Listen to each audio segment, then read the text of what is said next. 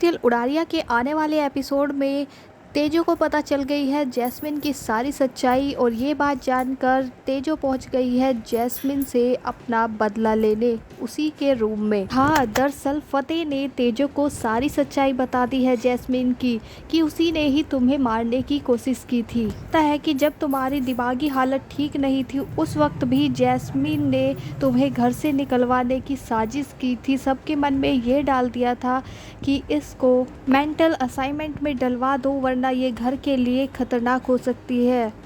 लेकिन मैंने सबके घर वालों के खिलाफ जाकर तुमसे शादी की और तुम्हें अलग लेकर रहा। के बाद भी तेजो उसकी बात पर यकीन नहीं करती क्योंकि वो बेचारी बहुत मासूम है।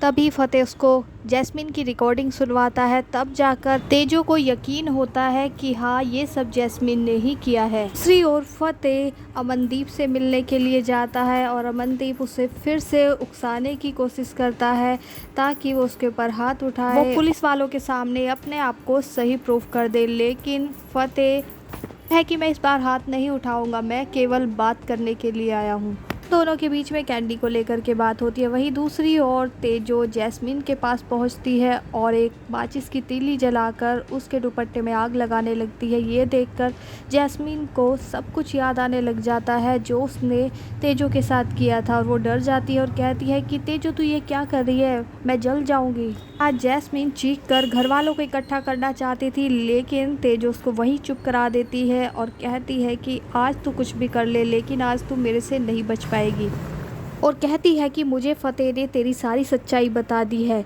ये सुनकर जैस्मिन पहले तो ऐसा रिएक्शन दिखाती है कि उसको बहुत ज़्यादा डर लग रहा है लेकिन उसके बाद ज़ोर से हंसने लग जाती है। कहती है फाइनली आज मेरा पीछा छूटा इस रोज रोज के नाटक से। कहती है मुझे तेरी जरा भी फिक्र नहीं है। कहती है मुझे कुछ भी करना होता था तो 10 बार ये सोचना होता था कि कहीं तेजो को पता न लग जाए, लेकिन अब मैं जो भी करूँगी सबके सामने करूँगी। कहती है वैसे मुझे बहुत दुख हुआ था उस वक्त जब मुझे ये पता लगा था तू अब इस दुनिया में नहीं है, लेकिन उसके बाद मुझे बहुत खुशी हुई क्योंकि सभी घर वाले मेरी और फतेह की शादी के लिए मान गए थे। हमारा रोका हो गया था लेकिन 2 दिन बाद तू आ गई पनौती बनकर हमारी ज़िंदगी में। तेजो उसको कहती है कि तू ये भी जानती थी कि फतेह तुझे पसंद नहीं करता, उसके बाद भी तू शादी करना चाहती थी। उसके बाद जैस्मिन कहती है कि मुझे फतेह से शादी करने में कोई भी दिलचस्पी नहीं थी, वो तो केवल मैं खानदान में एंट्री लेना चाहती थी जो कि मुझे मिल चुकी है। उसके बाद तेजो उसे चुप कराते हुए कहती है कि अब बस, अब बहुत हो चुका,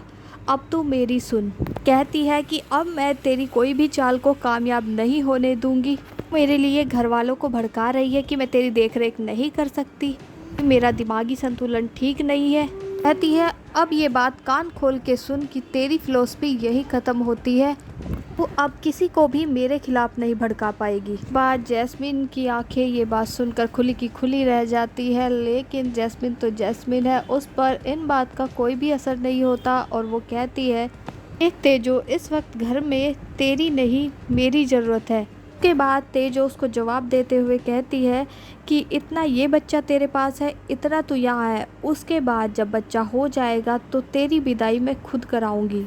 अब आगे आने वाले एपिसोड और भी ज़्यादा धमाकेदार होने वाले हैं। देखना ये होगा कि क्या तेजो जैस्मिन को हरा पाएगी उसकी चाल में।